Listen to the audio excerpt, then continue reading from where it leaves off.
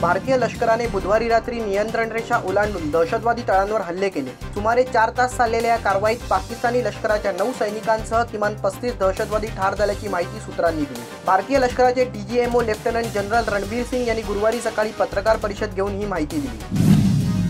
गुप्तचर यंत्रणांकडून मिळालेल्या ठोस माहितीच्या आधारावर भारतीय कमांडोंनी बुधवारी रात्री पाकव्याप्त काश्मीरमध्ये घुसून दहशतवाद्यांना कंठस्नान घातले। हे दहशतवादी भारताच्या हद्दीत घुसण्याच्या तयारीत असताना अचानक हल्ला केला। रात्री 12:30 ते पहाटे 4:30 अशी 4 तास ही कारवाई सुरू होती।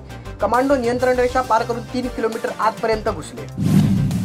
भारताच्या स्पेशल फोर्सेसच्या कमांडोंनी पाकव्याप्त काश्मीरमध्ये घुसून दहशतवादी तळ उद्ध्वस्त केल्यानंतर पाकिस्तानी लष्कर आणि सरकारने परस्पर विरोधी दावे केले आहेत। पाकिस्तानचे पंतप्रधान नवाज शरीफ यांनी लगेच या कारवाईचा निषेध केला, पण पाकिस्तानी लष्कराने असा कोणताही हल्ला झाला नसल्याचे म्हटले आहे।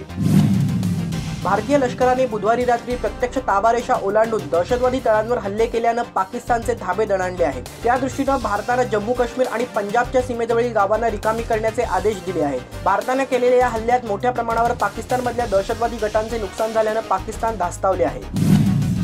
भारताने पाकिस्तान पुरस्कृत दहशतवादी तळांवर केलेल्या लष्करी कारवाईचे पडसाद शेअर बाजारात उमटले आहेत। गुरुवारी दुपारी मुंबई शेअर बाजाराचा सेन्सेक्स लष्करी कारवाईच्या वृत्तानंतर 400 अंकांनी आपटला।